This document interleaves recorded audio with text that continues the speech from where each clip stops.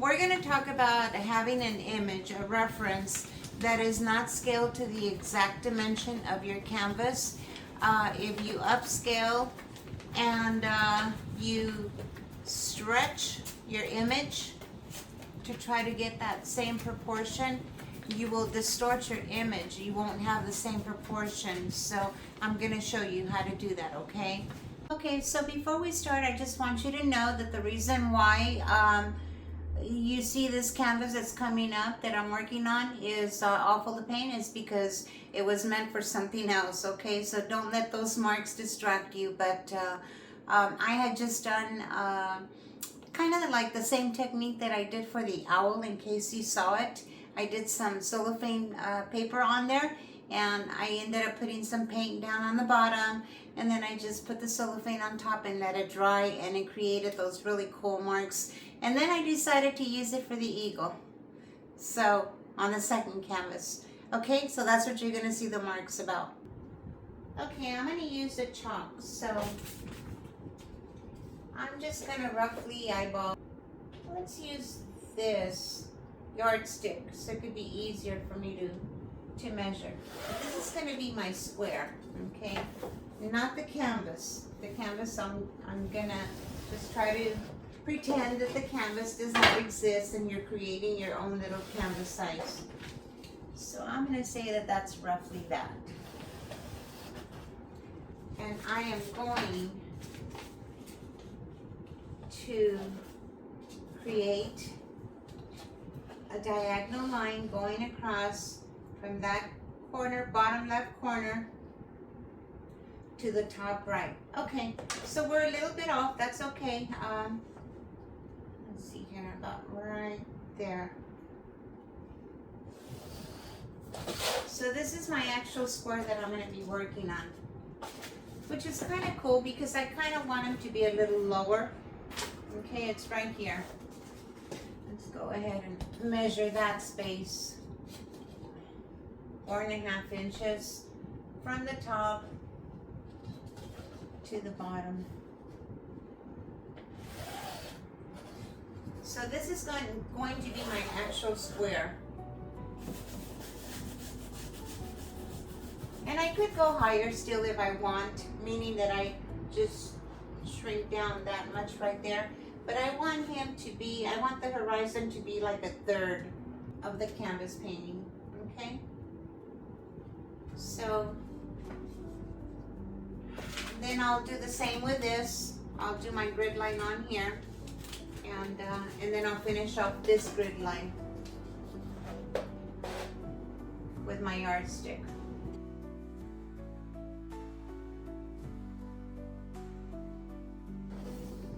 And I'm doing 8 triangles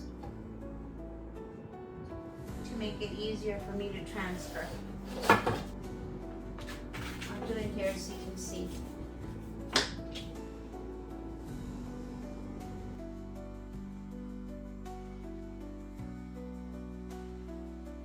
Okay, so there it is. Okay, now I'm gonna get a chalk, and I always end up using little pieces of chalk. Can you believe? Because they break. Okay, so if I see that his, if I see that his wings are going towards this direction, I'll set it even to my canvas, and I'll kind of mimic what I see there. And okay, so there's that. Okay, and then right here, I'm gonna go to the width of the wing, and I'm gonna go, I see it that it's about, this is my little corner that I have right here, and I'm going to draw that out. And if you need to get the direction, just go ahead and do your direction. Just kind of hover over the image, and then there's that. And it kind of curves right here, and it goes up, okay? And so this comes out to about here, and then it looks like, I'm gonna go a little more, and then it looks like the back of the body goes right there, and then his wings start to spread about right here, and there's that. part of his wing. So I'll just erase that so I won't get confused. And then here's the expansion of the tail. And it goes into the other square. And then it comes close to the center, but not very close. See right there? Okay. I got me some white. Okay.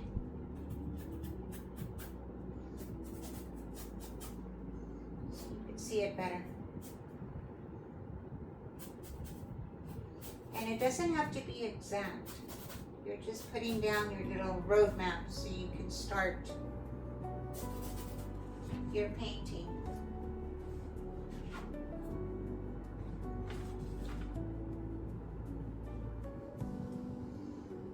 And then it goes like this. Try to line that up to make sure that you're good. And then his head falls about, looks like his beak lands about right here.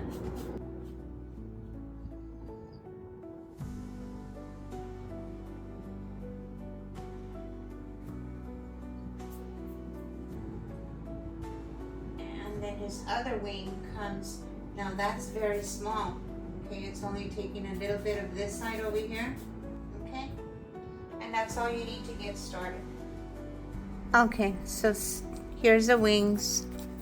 Okay, I'm just gonna dab on here so you can see where the wings are. And then here's the small, here's the small one.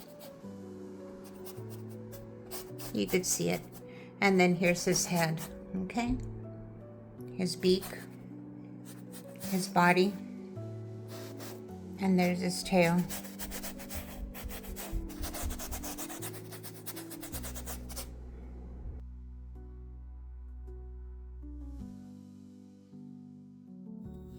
Sometimes I think that when I have something that could be a little complicated, I kind of psychologically prepare myself to loosen up by creating, using some watered down paint and creating drips. And that's basically what I'm doing right here. It's not just that I'm trying to create an effect, it's just that I'm trying to accept that I'm going to try to not control myself. I'm going to try to let go before I even start to get detailed. And so it's kind of like a brain psychology method for you to be able to free yourself from that perfection. So I hope this makes sense to you, but it really worked on me. When I started my paintings, I was very, very tight with my paintings, and this is one of the methods that helped me so much. And I saw a big old transformation in my art. So try it. It'll help you. I almost can guarantee you. There's points in my process where I am looking at the source. I want to make sure that what I like is going to be applied to my painting. If you notice right here, because the source has beige on the background, like towards the eagle, I end up changing it afterwards, and I change it to turquoise. So you're allowed to do that. You can make changes. You can, that is what is so cool about water-based paint. When you're starting off your paintings, if you're gonna switch off into oils, try to get the most important things on there with your acrylic painting, and that'll help you with your oils.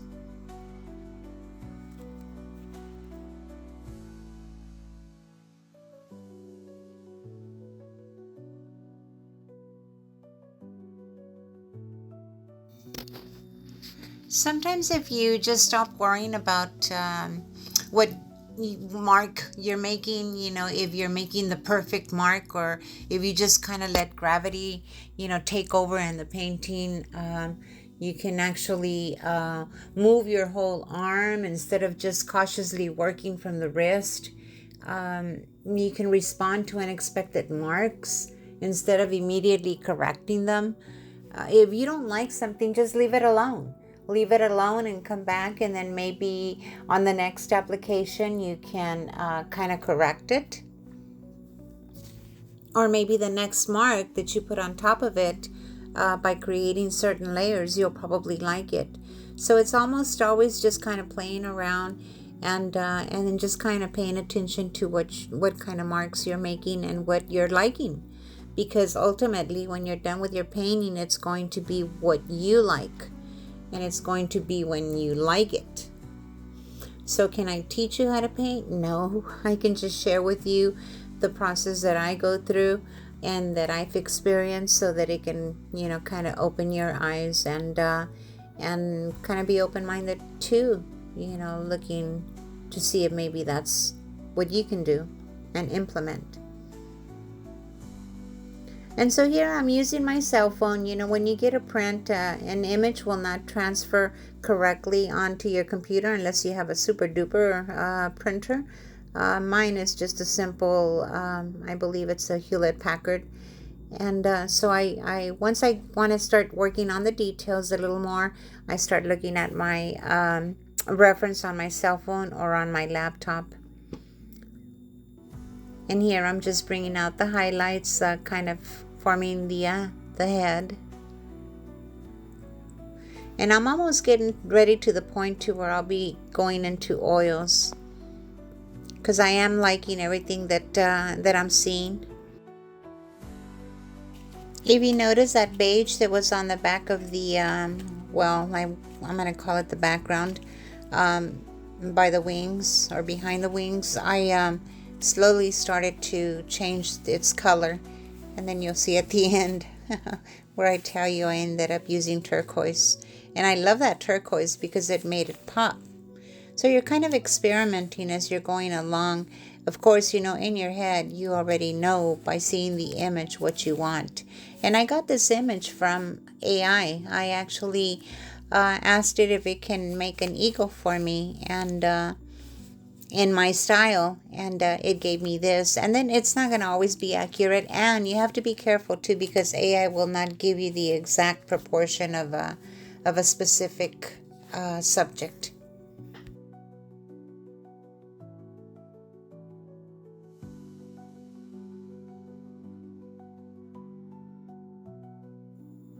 The important thing is, though, to learn the elements of art, and learn about composition, focal point, your horizon, your placement, your breathing space, and your texture, your lines, your forms, your shapes, and stuff that is important, that as you're creating your painting, what certain elements you should be applying to your painting. And then depending on what direction you want to go, like for example, I could have used some strong, thick and thin lines on the background, and I could have represented power with my lines, or I could have just done some curvy lines and represented calmness, but this is what I chose.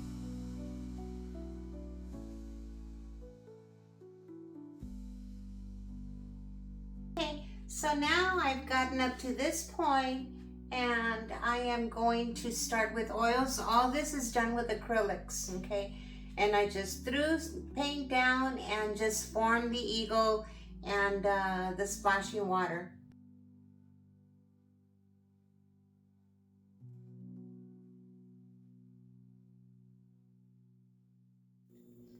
Okay, so I moved it to the other table because that's where I have my oil paints at. And I am just glazing the painting right now. I use I believe I used a burnt umber. Burnt umber is transparent, and then I get I'm having a difficult time right there trying to keep my painting up. But anyhow, transparent colors is a good glaze. And sometimes you can still use opaque colors, but you have to be careful and you have to thin it out. And the only medium that I am using is, I am not using like gel kit or anything like that. I am just using the thinner. And I just love the palette knife. It just gives you some cool effects. See how I turned the background turquoise already? And I did that with acrylic. I still had a little bit of beige over here and right below that wing. But that's okay because I think I end up covering it with brown for the wings. And this is all oil now. And also the glaze gives you a little bit of depth so you can kind of work with. And I extended my wings. Do you remember when we started scaling up? I only had about, I think, 4.5 inches from the top, which I kind of saw that as a positive when we started. When I saw that we had 4.5 inches from the top, I thought, cool, I can expand the wings. Okay, guys, so there are a few minutes left on the video, and if you'd like, you're welcome to stay. Sometimes I totally enjoy it, and sometimes I learn a lot just by watching and no explanation. So let me know if you liked and if this was kind of helpful. But I think that you might not be able to answer that until you actually sit down and you start painting. And don't let whatever subject intimidate you. Just get in front of that canvas and just do it. Okay, guys, and just FYI, I'm gonna try to work as hard as I can to stay here on the YouTube platform. YouTube has been making some changes, and then come up in January, I believe February the 1st, in 2027. They're doubling up on the watch time hours and making it a little more difficult to stay as a YouTuber, so as a content creator. So I just want to give you heads up just in case you don't see me anymore. I have been struggling, I have been kind of picking up, subscribers here and there, but it's really difficult. It's very saturated, and and I can only do as much as I can do. But it is taking a lot of my time, because I'm not able to paint as much as I used to. And I really did want to share what I have learned with you guys. But we're not calling it quits yet, okay? I'm not an easy quitter. But anyhow, so I just wanted to give you a heads up on that. So we will talk to you next time. And if you guys have any questions, please let me know, because that'll even help me figure what kind of content I can create for you guys to help you guys out.